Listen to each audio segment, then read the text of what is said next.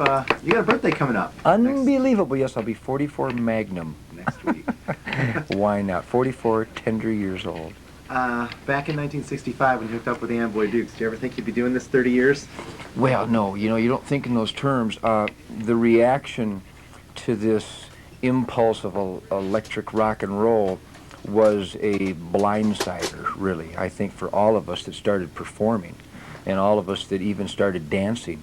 No one thinks in terms of longevity when one responds to the uninhibitedness of rock and roll. But alas, once you get in stride, you know, once I was recording by 67, and I realized that there was an actual procedure that would facilitate the creative vision and the cravings, I pursued it with a vigor. And so early on, I would say that I knew that this was what I wanted, and this is how I would accomplish it. Now, you guys stood yourselves apart. We're going to concentrate a little bit back in the 60s. The Amboy Dukes music was kind of classified as psychedelic rock with a Detroit metal edge. Well, yeah, it's kind of cute. I think that was more a stamp of the big picture of the era than the real sonic bombast of my music. We really were rhythm and blues oriented. I think all the best rock and roll in Detroit had a real semi-Caucasian thump going on. It was the same motivation that hit Motown, but with our age and the diverse explosion musically that was taking place in the 60s, from the volume that was being applied to the rhythm and blues and up-tempo rhythm and blues, turning into a real exciting rock and roll style. We, as youthful, crazy people, we jumped on that freight train, and the louder, the faster, the more explosive, the more volatile it was, the more exciting it was. And I'll be doggone if that's not how it is today. It's just the same thing, you know, same thing, power. I was going to lead into that other question, is how somebody that's been around, you can consider yourself a veteran, obviously. Oh my. If I can be so bold as to use it. Sure, well, there's no question. I've been around since I was born, when the electric guitar was born, and I'm still here, you know, experimenting, treading in uncharted territories. Now, you're touring not so much with the rest of the Damn Yankees, but say with Slaughter and Jack, with these other groups that are starting out in positions that you were once in. What's it like touring with these guys? Are they kind of like standing back going, oh, look at these guys? Or there's a lot of that. There's a lot of respect, and I really mean that. It might seem kind of silly because the real element of good rock and roll is really uninhibitedness and almost a point of being irreverent. In fact, very much a point of being irreverent. But the guys in Jackal, they'll literally be up on the side of the stage watching me every night, and I've spoke at great length with all of them. And they've all articulated that a lot of their musical vision was inspired by my early music, and that what I'm doing today is as crazed, if not more so than that. So they're getting a kick out of it, just like I am. So yeah, it's cute. You know, I have been around forever, and I'm not even warmed up yet. I mean, if the 20-year-old Ted Nugent showed up, I could kick his ass, you know what I mean? So there's a whole lot more lava where this volcano came from. I don't accept much, you know. I absorb all, if I dare say. And I dare say. I don't miss a lick. I mean, the reason my life is so on fire and I'm having so much fun, I'm having more fun than 20 white guys. And the reason is because my level of awareness has always been my primary focus, my omnivorous focus. And what I do is I listen to the terminology, I listen to the criticism, I listen to the grandeur, I listen to the applause, but the real meaningful elements, the power that drives me certainly doesn't come from any single element. It comes from what I consider to be the meaningful, utilitarian, intelligent, spiritual, human touch elements of all the input I get, whether it's positive, negative, or anything in between. So what I tend to do is I appreciate when people call me legends, and I appreciate when people say, you know, you left your mark on rock and roll and you were one of the inventors, and that's cute, but it doesn't help me get my big buck in November, you know. I think what really means everything to Ted Nugent is that I'm a good dad, that I'm a good husband, that I'm in the asset column of society instead of the liability column, and that my crusade for the spirit of the wild is as important to my life as the musical statement of the Damn Yankees or the Ted Nugent record that I happen to be working on at any time. And I share this with the people that are working hard, playing hard people. And I don't just perform for them and then split. I communicate with them on a human touch level that accelerates every day of my life. And that's the power that I'd like to think I bring to my music. Which is it, more fun or more work? More fun, come on. It's more fun, but that's coming from a guy who's pretty much deranged anyhow, as far as a work ethic go. I think that I'll sleep when I'm dead. I work real hard. I orchestrate my Ted Nugent Camp for Kids, 2 sessions a year, but it's an ongoing endeavor throughout the year. It's a hunting camp? It's a conservation camp for young people. It's an offshoot of my Ted Nugent World Bowhunters organization. My wife and I put our own magazine together. We have an exciting retail mail order business down in Jackson, Michigan. We've got the DARE program, where I speak with youth groups all over the country for the Drug Abuse Resistance Education Program. I do interviews on radio and TV and newspaper and print every day of my life on the crusade for the spirit of the wild that is that is conquering the lies that the general media in this country have projected regarding the integrity and the honesty of the American hunting families. It really is a family of people in this country that refuse to turn our backs on nature and refuse to turn our backs on not our rights, not our responsibilities necessarily, but our duty to intelligently and conscientiously observe, monitor, and react to wild ground, wildlife, and how we fit in. It's a balance of nature that still exists in 1993, and the hunters, the fishermen, the trappers of this country, particularly the Ted Nugent World Bowhunter members, because we are not taking it anymore. We are not turning the page on lies. We are responding to the lies, and we are fixing the lies, letting the people of this world know that there is no alternative to hunting.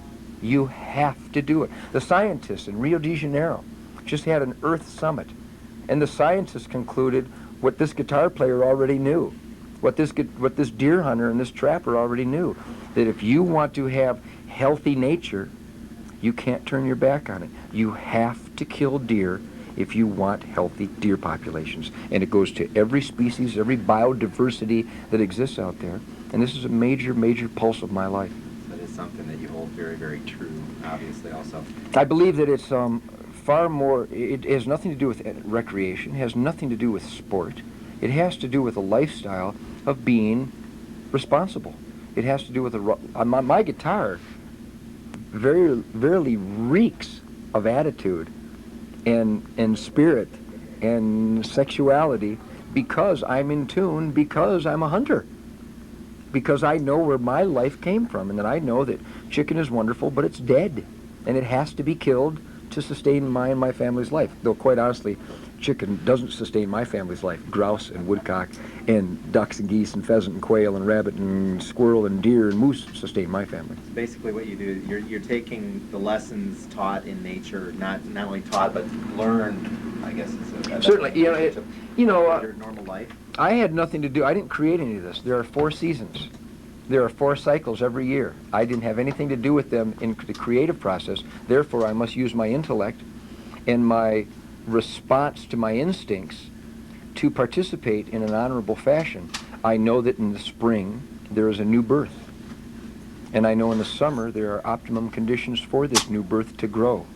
And then I know that cycle number 3 is the fall. And it's not coincidental that Thanksgiving takes place in November, because those of us who still understand the 4 cycles of nature and want to respect them and participate in them conscientiously, we know that we are giving thanks for the harvest of fall, and that the bounty of the land is our sustenance. Because in cycle number 4, stuff's going to die. And if you don't harvest the beans out of the field, they will rot and die and be wasted. And so will the deer, and so will the grouse, and so will the squirrels. So those sportsmen, those men and women of this country that still conduct themselves honestly in participation hand in hand with nature, we understand this balance and we insist on maintaining it. How does your love and learning of nature work into your creativeness when it comes to music? Because when I'm in my tree stand, or when I'm working the edge of a cattail marsh for woodcock or grouse, or sitting with my back to an oak tree with my son for squirrel, the silence, the peace, and the overwhelming certainty that good will make your life better, that awareness, that this balance is more powerful than I am, that this natural equation that I am participating in is the underlying pulse of our lives. I take this silence, I take this peaceful time, and then because I am the Motor City Madman, God love him, I can take this solitude and I can turn it into the excitement of electronic uninhibitedness that counters the peace and quiet of the hunt. I can turn the peace and quiet of the hunt as my battery recharging process and turn me into this welder where the sparks are flying. Working hard, playing hard. Basically, that's a song too. It's a wonderful song. When you're going out hunting before a show like this is something you do normally? I do. During the, typically I won't go on tour until all the hunting seasons are over. But this year, I've really had an incredible hunting year. I've really killed some beautiful big game animals around the world. I've hunted Africa, and I've hunted 7 different states here in the United States this year. And I've tagged some beautiful whitetail bucks and mule deer bucks. So the guys were a little better prepared to convince me to hit the road in December instead of waiting until January, February. But typically, if there is a hunting season on, and thank God there is almost everywhere I go at some point for some critter, or even if not, I'll take my camera or my video camera out in the woods or scout with the guys and look for shed antlers or do some fishing. But typically, the other guys will be at the hotel ordering room service, which is understandable because it's very debilitating working like we do. But I'm nuts. Instead of hanging out at the hotel, I like to hang out in the woods and feel the spirit of the wild and take that energy with me. Your lifestyle differences with the Damn Yankees, if we can call them that, are they helpful or hurtful when you're on the road? There's no question that they're helpful. I am what I am because of my understanding of what makes me tick. And I don't know, you'd have to ask Jack or Tommy or Michael, my other Damn Yankees, what they really think, but they know that I, with all the fun and games aside, which I guess you really can't put all the fun and games aside because it's too much fun and games, but with all the silliness and all the excitability of the rock and roll set aside for the moment, they would admit that I bring a sense of balance with me from nature to the music so that we can be as crazed as we want to be and the sparks can fly as uninhibitedly as we want them to fly, but we still make a sensual musical sense. In other words, the Damn Yankees are about living it up beyond your wildest dreams, but we're not stupid. We don't get high on drugs. We don't take any drug. Nobody in the outfit does. It's not allowed. Nobody's allowed to be irresponsible. There's no excessive drinking. None of the guys drink in my band. We're working hard, playing hard, bright-eyed, bushy-tailed, cocked-locked, and ready-to-rock doc American work ethic guys. We're independent. We're individuals. We think for ourselves, and we bring to this outfit what each of us determine is good to make our lives a positive force. And the chemistry that the Damn Yankees experience and the overall accumulative effect of this positive energy is why our music is so damn good. Tell me about the UP, both its hunting and its music fans. Well, the UP is sacred ground. There's not a lot of places in the world as wild as the Upper Peninsula of Michigan. I think you've got a real spirit of independence up here. Obviously, mankind comes in many shapes and forms, and you've got positive forces and negative leashes in every society. But I'm convinced that the spirit of the UP is one of independence, individualistic citizenry who still understand where their lives come from and really understand a basic value system, and again, determine based on those values that they want to be in the asset column of society up here, not the liability column. And to me, the Upper Peninsula means wild ground, black bear hunting, Means going out with Richard P. Smith in the 70s and the 80s and now in the 90s and hunting the birds and hunting deer. And my buddy Roland Johnson nearby, we hunted bear together this year. And Buck and I and my World Bowhunter members getting together at the concert. So you can't really have Ted Nugent with one or the other. You're going to have to deal with both the electric rock and roll maneuvers and the spirit of the wild. This may or may not be an unfair question. Please look at this one lightly. I'm game. If the Almighty Creator appeared to you, He couldn't make me decide. I'm sorry. You've been asked this question before. Yeah, there's just no way I would choose between my hunting and my rock and roll. I demand both. I demand a balance, and the balance is the peace and quiet of hunting and the insanity of rock and roll, and both of them keep me in good shape. Here, I thought I was going to be original with this question. Obviously, I'm a little slow of a rook on this one. What kind of music does your kid listen to? My kids know that their dad's the baddest rock and roller ever, and when they want real rock and roll, they tune in the old man. But they get a dose of me anyhow between my rehearsals and my recordings and the concerts that they attend. But they like all different kinds of music. I believe I've even heard some rap music coming out of the upstairs once in a while. Shows just how tolerant I can be. I couldn't really name you the artist. You know why?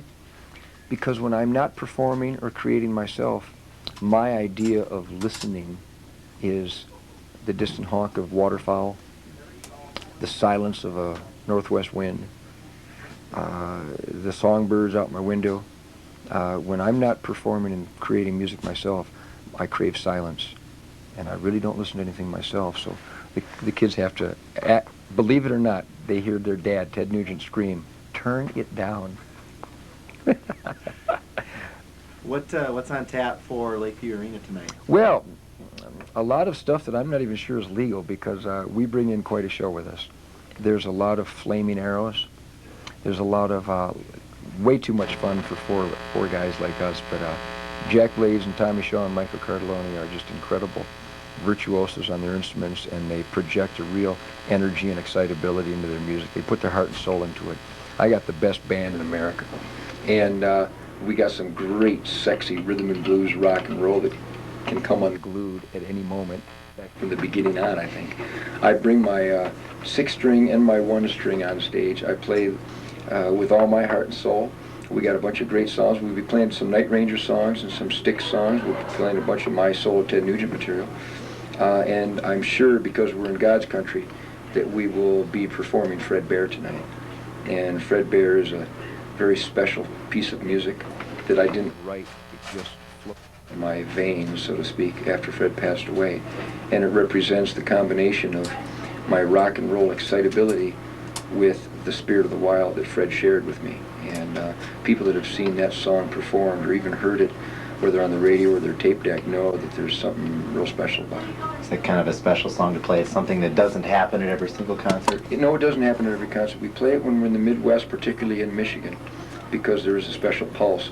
I have a real connection with my fellow Michiganders. I'd like to think that I may be the ambassador to the Michigan spirit of independence, and people in Michigan have a real cocky attitude. Have you noticed this? And I'd like to think that I keep that alive and well and strong and free, and when we're here, I feel that Fred Bear is with us, and when we perform it, it's very difficult, and he is with us. Okay. Any other comments you'd like to make about the show and well, you know, stopping up here? It's really amazing because I am going to be 44 next week, and this is special to be around my home turf during the holidays, particularly when the hunting season is still on, to have friends that can take me out hunting. And I've had a lot of communication with people from the UP. And if anybody in the Upper Peninsula wants to contact my headquarters, I have a Ted Nugent World Bowhunter Director, Jim Snowden, over in Vulcan, Michigan here.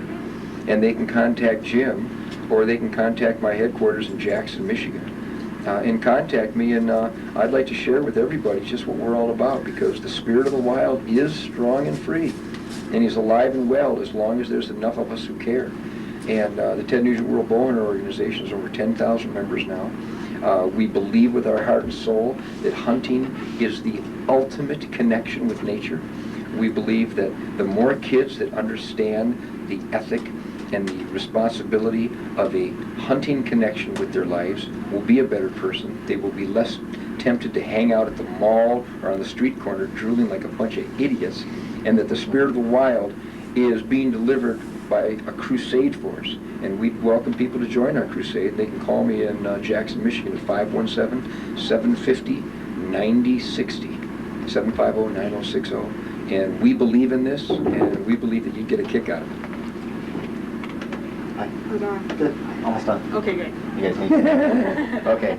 I think Tell you what, would you send me a copy of this? Sure. Can I get you to sit there 1 second and Sure. get a